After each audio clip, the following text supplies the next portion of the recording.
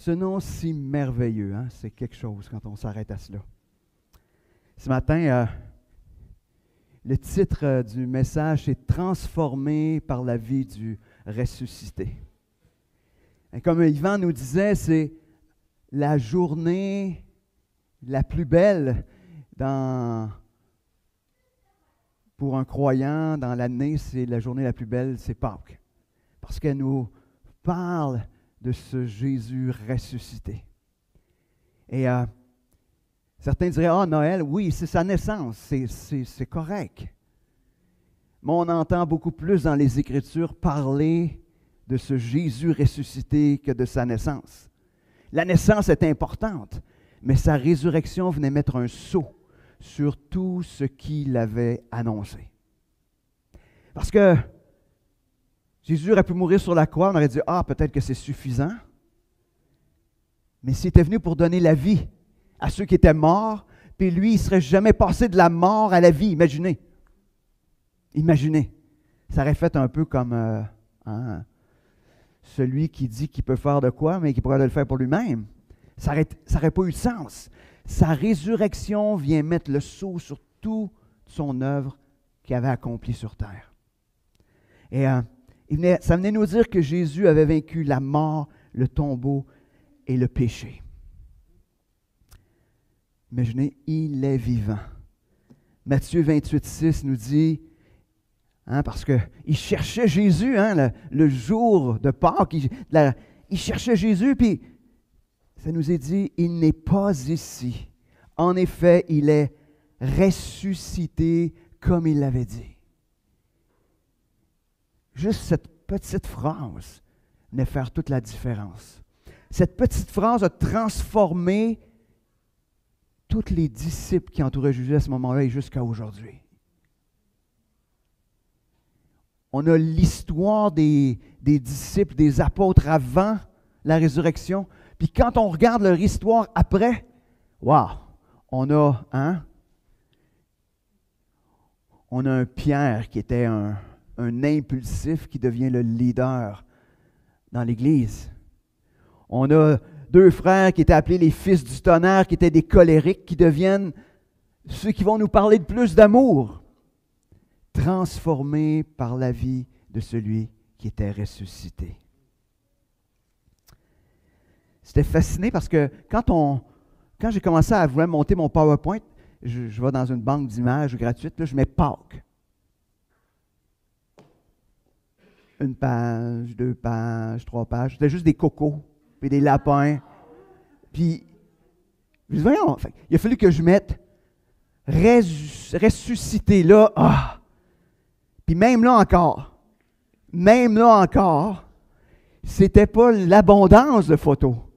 Là, je fais comme, je vais être obligé de demander à l'intelligence artificielle de me créer une image. On est rendu mal pris, hein? Non, quand même. Ça n'a pas été à ce point-là, mais juste pour vous dire qu'aujourd'hui, Pâques, on a tout dénaturé. Quand on entend parler de Pâques à la télé, on voit des lapins, on voit des cocos, on voit n'importe quoi, on voit le congé férié. On veut le congé férié, mais on ne veut pas se rappeler le pourquoi on l'a, par exemple. Ça, c'est clair, hein? Tout le monde le veut, ce congé-là, personne ne veut passer à côté de ça. Mais si on dit, hey, c'est Jésus ressuscité, imaginez, on n'est pas là. Et je crois qu'aujourd'hui, on veut effacer tout ce qui parle de Dieu. Et je crois qu'on a très bien réussi avec les grandes fêtes, autant avec Noël qu'avec Pâques. On a très bien réussi à effacer la présence de Dieu. Avant, j'aimais ça. Je ne sais pas si vous vous souvenez, quand j'étais petit, il y avait tout le temps les films de Jésus, puis de... il montre encore les 10 commandements, là, un film qui a vieilli un peu, là, mais il montre... Mais il n'y a plus ça à cette heure à télé. Hein, c'est comme on ne veut plus parler de Dieu, on ne veut plus l'entendre parler. Mais il faut se rappeler que Pâques a commencé il y a bien longtemps. Pâques, ce n'est pas juste quand Jésus est ressuscité. On a eu un avant-goût avec le peuple juif quand il est à la sortie d'Égypte. Il était en Égypte, esclave en Égypte. Toute cette image du péché dans nos vies pour nous aujourd'hui, mais esclave du péché. Et Pharaon ne veut pas le libérer. 10 plaies.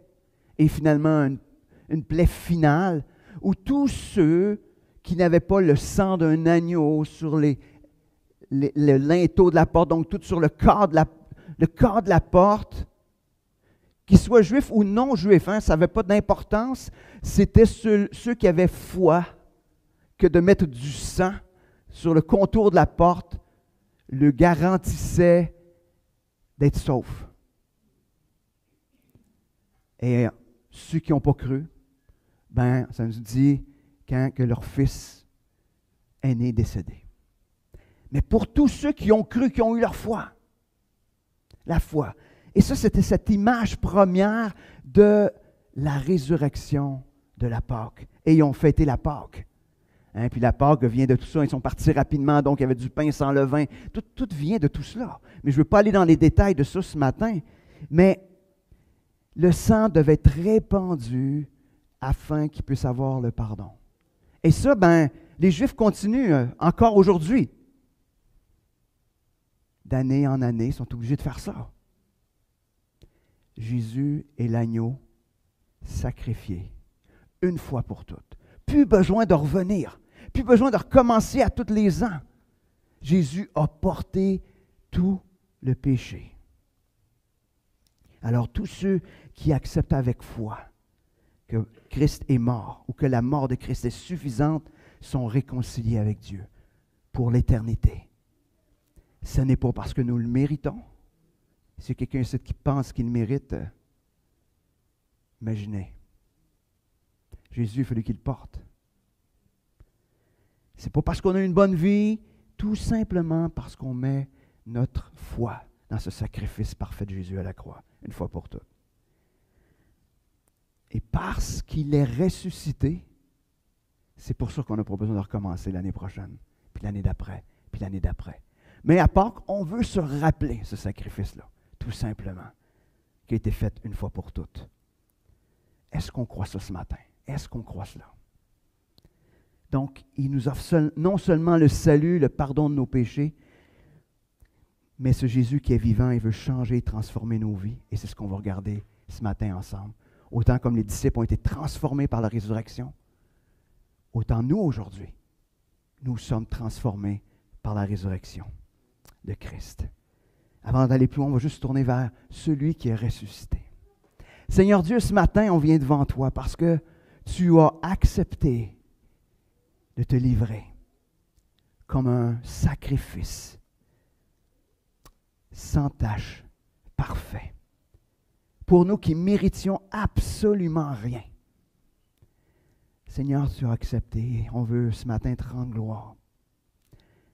Seigneur, on ne veut pas voir ça comme un geste banal, comme quelque chose de simple et quelque chose qui nous était dû.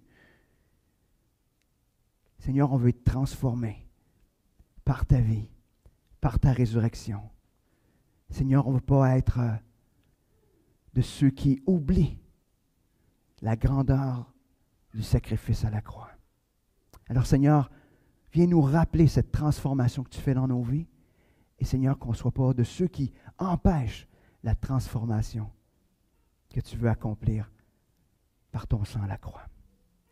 Amen. Moi, il y a une chanson que j'aime bien, qui n'est pas une chanson baptiste, fait que c'est pour ça qu'on ne la chante pas ici. Mais elle est en anglais, ça s'appelle « Rattle ».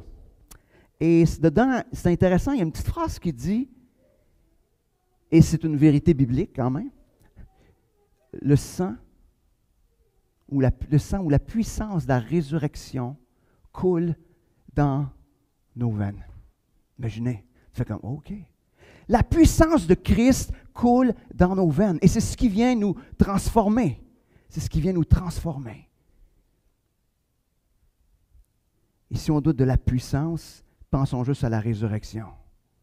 Je fais juste m'imaginer, moi, quand Jésus est ressuscité, la porte a ouvert. Elle n'a pas éclaté, elle aurait pu, il me semble que ça aurait été encore plus spectaculaire. Moi, dans ma tête, à moi, ça aurait dû faire bouf, tu sais, quelque chose, tu sais, genre, c'est sûr qu'il y a quelque chose qui s'est passé. Non, non. Dieu a roulé la pierre. Imaginez. Vous avez déjà tous vu probablement quelqu'un de mort, hein? Mais imaginez, la vie revient. La lumière, la couleur, la vie revient. Imaginez toute la puissance qui était déployée à ce moment-là. On va tourner ce matin dans Éphésiens 2. On va commencer, on va lire le premier verset qui nous dit « Vous étiez morts par vos offenses et par votre péché. » Ça nous met dans le contexte de notre besoin de la vie de Christ, de se ressusciter. C'est un fait. Et ça commence là. Vous étiez morts. Êtes-vous d'accord? Oui. Ça se peut qu'on soit hésitant. Hein? Vous n'étiez pas mort physiquement, mais vous étiez mort spirituellement. Ça veut dire mort, ça veut dire sans aucun pouvoir, sans aucune capacité de changer quoi que ce soit d'autre. Vous étiez séparés de Dieu. Nous avions donc éperdument besoin de la vie. Un mort, ce qu'il a besoin le plus, c'est de la vie. Hein? Vous ne trouvez pas? Il ne sait pas. Il ne sait pas. C'est ça qui est intéressant. Hein? Le mort ne sait pas qu'il a besoin de la vie. Hein? Jusqu'à temps que la vie revienne. Hein? Il se rappelle que ce besoin-là était tellement important. Et on va tourner maintenant dans la suite au verset 4 à 7, qui est la réponse finalement de celui qui nous donne la vie par sa mort. Mais Dieu qui est riche en miséricorde, à cause du grand amour dont il nous a aimés, nous qui étions morts par nos offenses, nous a rendus vivants avec Christ. C'est par grâce que vous êtes sauvés. Et il nous a ressuscités ensemble. Il nous a fait asseoir ensemble dans les lieux célestes en Jésus-Christ, afin de montrer dans les siècles à venir l'infinie richesse de sa grâce par sa bonté envers nous en Jésus-Christ. Et ce matin, on va tourner autour de ce texte-là, parler de cette transformation à cause de Jésus qui est ressuscité.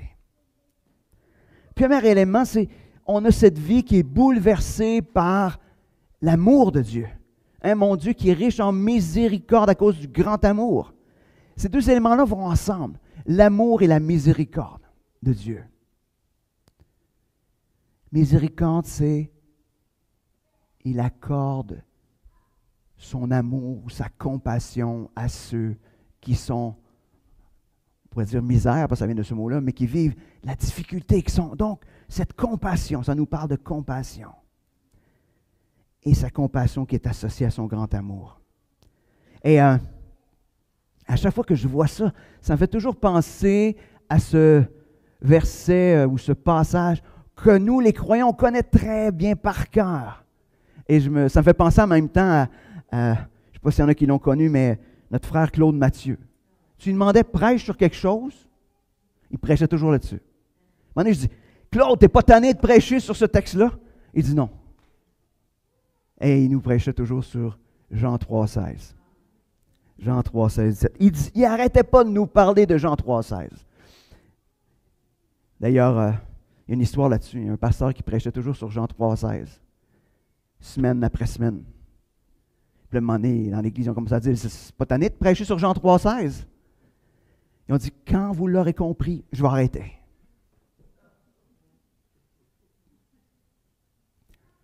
Il semblerait qu'il prêche encore là-dessus. Ça, c'est un ajout personnel. Donc, Jean 3,16 et 17. « Car Dieu a tant aimé le monde qu'il a donné son Fils unique afin que quiconque croit en lui ne périsse point, mais qu'il ait la vie éternelle. Dieu, en effet, n'a pas envoyé son Fils dans le monde pour qu'il juge le monde, mais pour que le monde soit sauvé par lui. » Dieu, dans son grand amour, a pourvu au sacrifice parfait à travers son Fils Jésus. Parce que le plan de Dieu, c'est qu'aucun périsse. C'est ce que Dieu veut. Si ça ne venait, je dirais, son désir, ce serait que tout le monde soit sauvé. Est-ce que c'est ce qui va arriver? Non. Mais le désir de Dieu, c'est cela. Et il pourvoit un moyen parce qu'il sait. D'ailleurs, hein, la Pâque juive qui revenait d'année en année avec des sacrifices, pas juste à la Pâque, pour le pardon des péchés, montrait comment ce cycle était, finalement, donnait rien. Ça marchait un temps. Et pour les Juifs, je ne sais pas si vous savez, mais eux autres, leur désir, c'est pour ça que Nicodème réagit quand on dit « tu dois naître de nouveau », c'est parce que pour eux autres, c'était « si tu nais pur ». Puis plus que tu vieillis, plus ça se dégrade. Tu sais.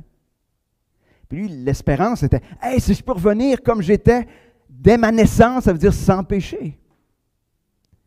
Mais c'est comment arriver à effacer le péché. Et c'est impossible. C'est impossible. Seul Jésus pouvait le faire. Mais Dieu a tellement aimé. Il a tellement aimé. Et c'est intéressant, hein? Il a envoyé son Fils dans le monde, le but, c'était pas pour qu'il juge, mais que le monde soit sauvé. Et c'est toujours ça, hein? Quand on rencontre quelqu'un, puis qu'on y parle de l'Évangile, il y a toujours ça qui est dans notre tête. Notre désir qu'il rencontre un sauveur lorsqu'ils vont mourir et non un juge. Personne, on ne désire pas même pour notre pire ennemi qui rencontre Dieu comme un juge. On désire qu'il le rencontre comme un sauveur. Et c'est ce qui doit animer nos discussions, nos paroles avec ceux qui nous entourent. Qu'ils puissent rencontrer un sauveur. Donc Dieu pourvoit lui-même un agneau parfait. Cet agneau-là, c'est son Fils. Il l'offre pour nous, ses ennemis. Et comme Yvan nous partageait tantôt, même Jésus, sur le point d'être offert sur la croix, « Père, s'il est possible, éloigne de moi cette coupe. » Puis la réponse de Dieu dans son silence, c'était non. C'est pas possible de faire autrement. Tu dois être ce sacrifice parfait. On a besoin que Dieu vienne nous bouleverser encore et encore par son amour. Est-ce qu'on est encore touché par l'amour de Dieu, l'amour fou de Dieu? 1 Jean 4,9 nous dit « L'amour de Dieu a été manifesté envers nous en ce que Dieu a envoyé son Fils unique dans le monde afin que nous vivions par lui. » Continuellement bouleversés, continuellement transformés par l'amour de Dieu. Il me semble que l'amour de ce Jésus ressuscité ne peut pas faire autrement que nous transformer. Ne peut pas faire autrement que nous bouleverser dans notre quotidien. À moins que... J'écoutais quelqu'un l'autre jour qui disait... Des fois, il y en a qui disent « Ah, j'aimerais aimer Dieu encore plus. J'aimerais... » Ouais. Le problème, c'est pas ça. C'est laisse-toi ou laisse l'amour de Dieu se déverser en toi. Tu vas voir que le reste va être réglé. Ce n'est pas quelque chose que tu te forces à faire. C'est quelque chose que Dieu a fait puis répand en toi et qui t'emmène à se tourner vers ce Sauveur merveilleux, ce Dieu qui nous aime d'un amour incroyable. Si on poursuit, je ne sais pas si on l'a vu, mais quand même, on était tous morts spirituellement. Tout le monde était d'accord. Tantôt, on a vu ça. On était morts à cause de nos péchés. Tout le monde est d'accord? Si vous ne l'êtes pas, vous viendrez me voir. On en reparlera, mais je vais prendre ça pour acquis ce matin, qu'on est d'accord là-dessus. Et aussi, on est tous d'accord que celui qui accepte ce sacrifice de Christ, il reconnaît que Jésus, son sacrifice, est plus que suffisant. Et il met en nous sa vie, une vie nouvelle, une vie qui est passionnée de Dieu. Et cette vie nouvelle-là, elle n'est pas possible par nos propres forces. Ça commence par la puissance de Dieu, créatrice de Dieu, puis elle se poursuit. Finalement, cette même puissance-là agit en nous, un peu comme je disais tantôt. 1 Pierre 1,3, Yvan nous a lu ce verset-là, mais on va retourner sur ce texte-là qui dit « Béni soit Dieu, le Père de notre Seigneur Jésus-Christ, qui, selon sa grande miséricorde, nous a régénérés pour une espérance vivante par la résurrection de Jésus-Christ d'entre les morts. » Il nous a régénérés. Je ne sais pas si vous vous souvenez, dans l'Ancien Testament, il y a une prophétie. Des os. Tu sais, il y a des os, il y a un champ d'os. Puis tout à coup, comment pourront dire? Et tout à coup, l'Esprit de Dieu descend sur ces os.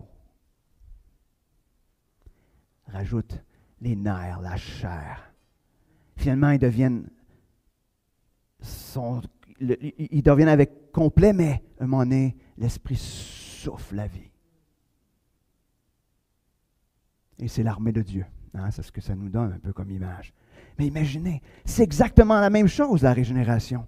Vous êtes morts, et si vous étiez morts, vous avez besoin que la vie de Christ vienne en vous et vienne vous redonner. Donc, vous étiez des squelettes, des os, que Dieu remet la vie dessus.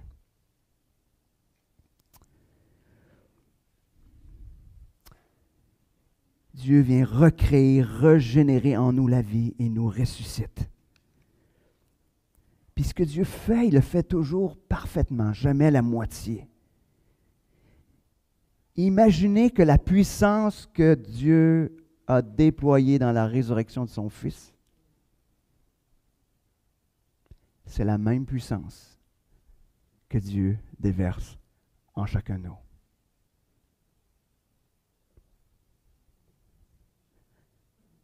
Oui, pour nous redonner la vie, c'est la même chose. C'est la même puissance. Romains 8, 11 nous dit, « Et si l'Esprit de celui qui a ressuscité Jésus d'entre les morts habite en vous, celui qui a ressuscité Christ d'entre les morts rendra aussi la vie à vos corps mortels par son Esprit qui habite en vous. » L'Esprit qui a redonné la vie à Christ, c'est le même Esprit qui agit en nous. Par moments, on a peut-être l'impression qu'on ne s'en sortira jamais.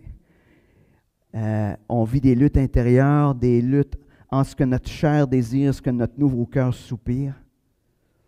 La parole nous dit que l'Esprit viendra mettre la vie dans ce qui est sans vie. Son Esprit va venir faire son œuvre dans tous les domaines de notre vie.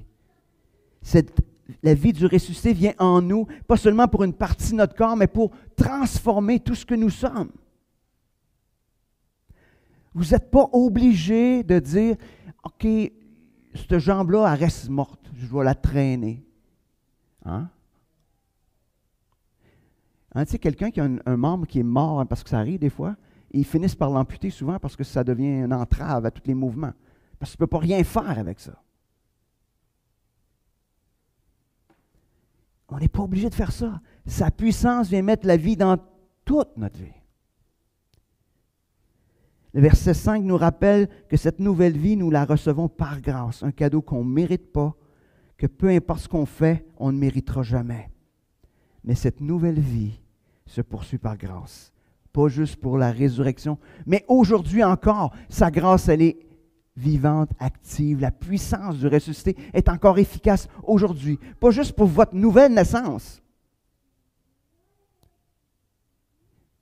On a besoin de retourner là. On a besoin de retourner là. Est-ce que cette vérité-là peut s'être imprimée en nous? Est-ce qu'on est prêt à croire ça ce matin? Qu'on est passé, oui, de la mort à la vie, mais aussi que Dieu veut mettre en nous une vie. Imaginez, comment ça se fait qu'on est encore attristé, qu'on est, pas attristé, mais tu sais la vie est dolle, la vie est si... on ne devrait même pas la voir dans notre bouche, cette phrase-là. Souvent, la vie est dolle parce qu'on résiste à ce que Dieu veut faire en nous. La vie que Dieu met en nous, c'est une vie remplie de lui. Puis Dieu n'est pas dole. Chaque fois qu'on essaye de se comporter comme ce qu'on était avant, la vie est dole. Parce que je me souviens à une époque où je ne marchais pas vraiment avec le Seigneur, ça fait plusieurs années de ça, mais je me souviens encore, puis Dieu me rappelle ça. Tu sais, le moment dans ta vie où, avec des chrétiens, tu n'es pas bien, parce que ta vie est tout croche, Puis avec des non-chrétiens, tu n'es pas bien. Parce que leur vie est tout croche. Tu n'es jamais bien. Partout où tu es, tu n'es pas bien. Et là, la vie est plate. Pourquoi elle est plate? Parce que tu ne peux plus, une fois que Dieu a donné la vie dans ta vie, tu ne peux plus retourner en arrière. Il n'y a pas de retour en arrière. Là, tu es coincé, hein, c'est comme... Il y a juste une manière, c'est de marcher avec Dieu. Finalement, c'est plate, hein? On veut être heureux, puis on vient à Christ, puis après ça, on veut continuer à vivre notre vie comme nous-mêmes, fait que là, on devient malheureux. Finalement, on ne se trouve pas gagnant. Mais la vie que Christ nous offre, elle est infiniment meilleure que la vie, la meilleure que vous pourriez désirer pour vous-même. Infiniment meilleure.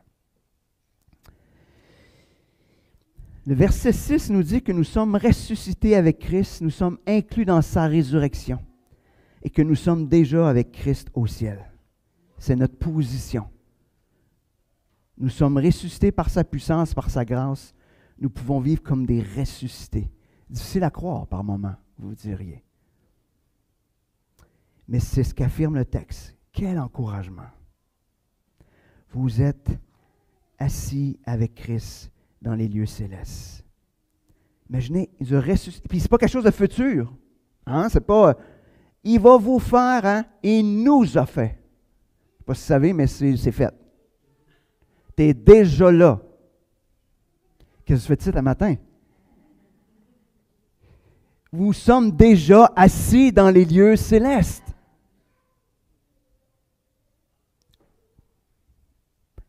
C'est la réalité. Mais en même temps, hein, il y a la réalité d'être assis dans les lieux célestes, puis être assis ici ce matin. C'est deux réalités. Mais cette réalité-là, c'est ce que tu es vraiment. Et ce que Christ veut faire par sa vie, c'est de nous faire passer à, vous êtes assis ici, là, bien en 2025, avec tout ce que ça comporte dans votre vie.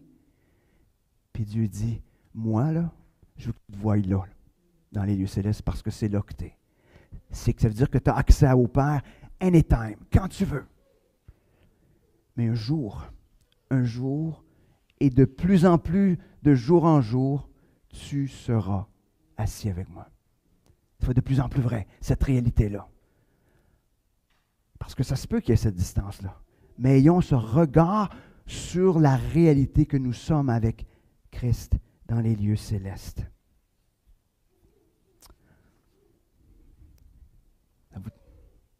Qu'est-ce que ça vous fait de savoir ça? Quand ça va mal, alors, pensez où est-ce que vous êtes assis en principe. Hein? Même si tout le monde autour de vous autres, il s'écroule, vous êtes assis dans les lieux célestes. Et des fois on dit, « Ah, j'ai tellement hâte d'être avec le Seigneur. » Tu peux déjà, tu es là. Tu es assis dans les lieux célestes avec lui.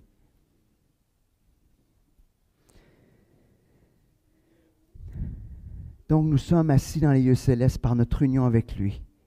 Nous sommes considérés comme déjà délivrés de ce monde présent, mauvais, et assis en Jésus-Christ dans la gloire. C'est comme ça que Dieu te voit ce matin.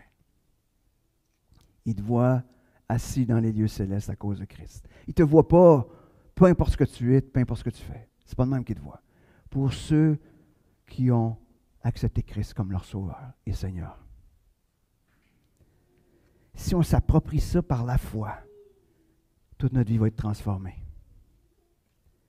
On ne sera plus attaché à cette terre, on ne sera plus accaparé par ce qui est passager, éphémère. On va chercher les choses qui sont en haut, où Christ est assis à la droite de Dieu. On voit ça dans Colossiens 3:1. Si donc vous êtes ressuscités avec Christ, cherchez les choses d'en haut, où Christ est assis à la droite de Dieu. Intéressant, hein? Christ est assis à la droite de Dieu, mais vous êtes déjà dans les lieux célestes. Fait que recherche ça.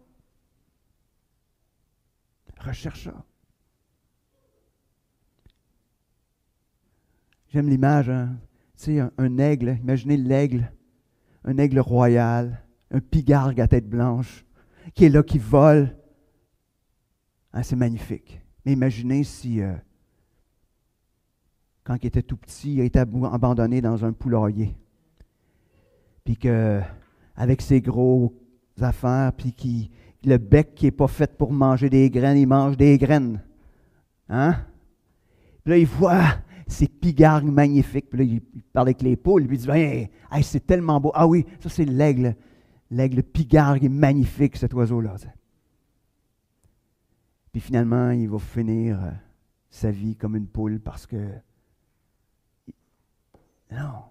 Mais imaginez s'il disait, hey, tu es cet oiseau-là. Prends ton envol. Envole-toi. C'est exactement ça. Peut-être pendant un temps, vous avez l'impression d'être dans le poulailler, mais vous êtes fait pour voler. C'est ça, être dans les lieux célestes, dans la présence de Dieu.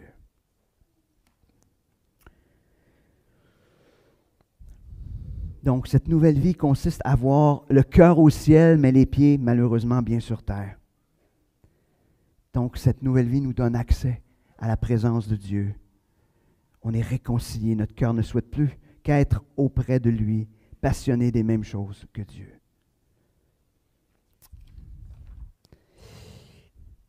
Verset 7. Une vie qui témoigne de Christ.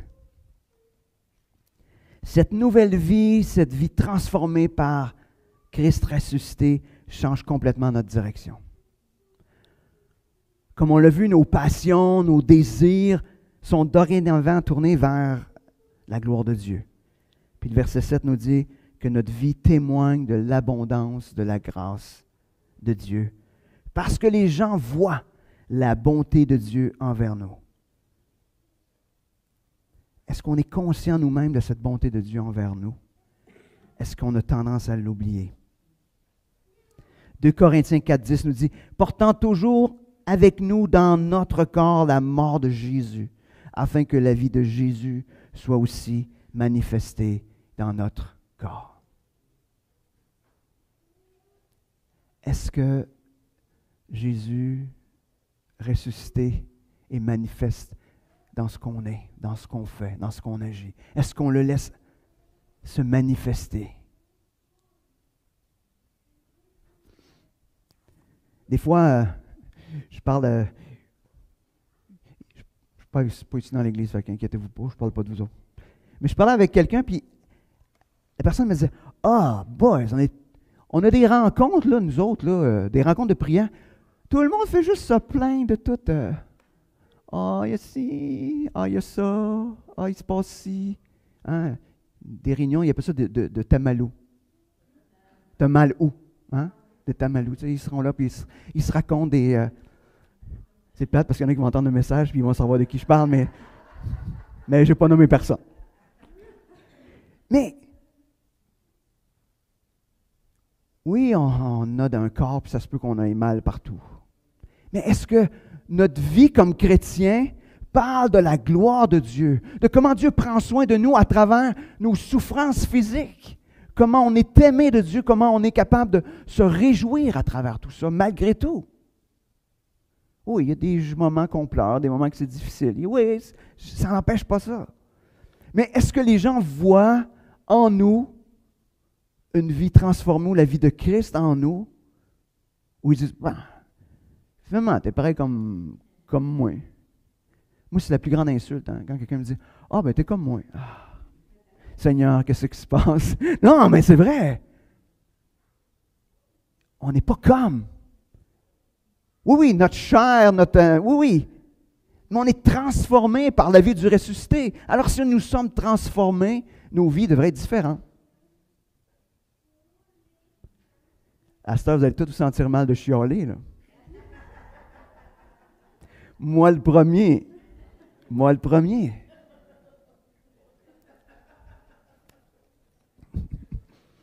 Il y a des noms qu'on va mettre sur notre liste, mais on va checker, là. On va les checker pour les prochaines semaines. Mais peut-être juste de nous rappeler qu'à chaque fois qu'on se met à chialer, dire, « Wow, est où la vie de ce Christ ressuscité en moi? Comment qu'elle se manifeste? Comment qu'elle se manifeste? » La puissance de Christ nous transforme. Je en conviens jamais à la vitesse qu'on souhaiterait. Moi, je croyais, quand je me suis converti, il y a 40 ans, que le lendemain, je serais parfait. Parlez-en à Carmen, elle va vous confirmer que ce n'est pas encore arrivé.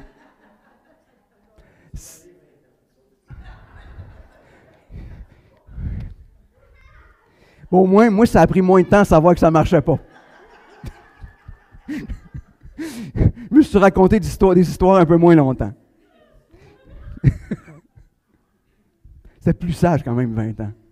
Mais c'était quand même irréaliste. Mais, super. Je suis en quelque part dans mon texte que je ne sais plus où. Donc, cette nouvelle vie est une vie qui est réalignée, réorientée parce que Dieu a une mission, celle que tous les hommes soient sauvés. Puis Christ, c'est le plan unique. Il n'y en a pas d'autre pour l'accomplir. Donc, si on est ressuscité avec Christ, on devient ses membres, ses bras, ses jambes, sa bouche, pour accomplir la mission du Père. Ça vient avec. Si tu es ressuscité avec Christ, ça veut dire que Dieu a un plan pour toi qui inclut sa mission. Des fois, on est là, on se dit, je ne sais pas ce que Dieu veut que je fasse. Rouvre la bouche. Parle de Christ. Ça, là, c'est clair. Je te dis tout de suite, tu n'as pas besoin de faire de recherche, pas besoin de grands tableaux pour découvrir la mission que Dieu a pour toi. Rouvre la bouche. Rouvre la bouche. Sois en mission. Paul, dans 2 Corinthiens 5, nous parle de cette vie réorientée que produit la résurrection de Christ. À partir du verset 14. « Car l'amour de Christ nous presse. » C'est plate, Jean-Pierre, il n'est pas là. Jean-Pierre, c'est son verset. Hein? « Car l'amour de Christ nous presse, parce que nous estimons que si un seul est mort pour tous, tous donc sont morts, et qu'il est mort pour tous, afin que ceux qui vivent ne vivent plus pour eux-mêmes, mais pour celui qui est mort et ressuscité pour eux. »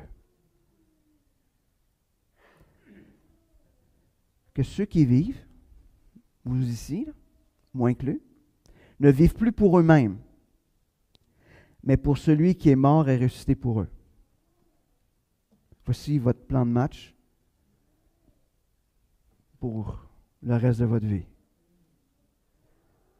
Ça vous tente-tu? Désolé. C'est le plan de match. Même si ça ne te tente pas, là. Ça ne te tente pas, c'est ça pareil. Mais ayant goûté l'amour de Christ, nous sommes pressés d'entrer dans sa mission de partager la plus grande des bonnes nouvelles. Christ est vivant et par sa vie, tous peuvent être réconciliés avec Dieu et recevoir cette vie nouvelle. Est-ce que tous seront sauvés? Non. Est-ce que tu le sais qui? Non. Alors parle, agis. Laisse Dieu faire son bout. Laisse l'Esprit être l'Esprit, c'est-à-dire c'est lui qui sauve. Puis juste nous rappeler que Dieu ne sauve pas selon nos critères à nous. Dieu a tendance à sauver ceux qu'on ne sauverait pas nous. On en fait partie. Mais Dieu sauve. Et ça ne t'appartient pas. Mais toi, tu dois laisser la vie de celui qui est ressuscité couler en toi, afin que les autres puissent être touchés par cet évangile. Donc, en terminant, en ce dimanche de Pâques, où on se rappelle que Christ est vivant, venons goûter à cette vie transformée par le ressuscité. Une vie qui est bouleversée par l'amour de Dieu, une vie qui a de la vie, mais pas la nôtre, une vie d'intimité avec Christ, une vie qui est réorientée et qui témoigne. Il est vivant et celui qui est vivant veut transformer ta vie. Prions. Seigneur Dieu, on veut te remercier pour ce sacrifice parfait. Seigneur, nos corps, notre chair résiste à laisser ta vie se déployer en nous. Seigneur, que ton esprit puisse nous rappeler continuellement la grandeur de ton amour. Et Seigneur, conduis-nous à être de ceux qui vivent comme étant déjà au ciel avec toi. Seigneur, chaque fois que j'ai le regard sur le ciel, sur ta présence au ciel et que je m'y vois, c'est comme s'il n'y a plus rien qui a de l'importance ici-bas. Alors Seigneur, conduis ton peuple, ton Église, à se voir comme siégeant au ciel déjà avec toi. Et ça, c'est la réalité. Et en attendant, Seigneur, fais de nous ces témoins de cette vie nouvelle en nous. Soyons des modèles de vie transformée, pas par nos efforts, mais par la puissance de ta résurrection. Merci Seigneur. Amen.